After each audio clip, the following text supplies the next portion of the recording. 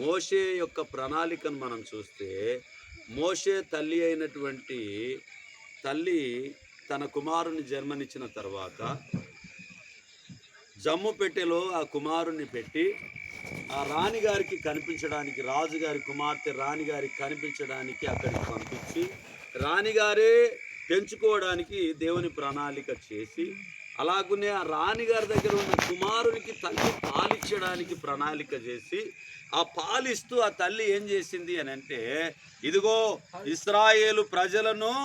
నీవు నడిపించాలి నాయన,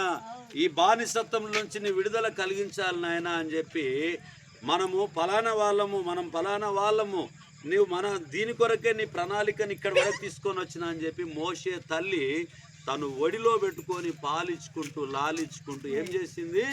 తన కుమారునికి పెంచింది. బాలుడు నడవలసిన త్రోవను వానికి నేర్పము, వాడు పెద్దవాడైన దాని నుండి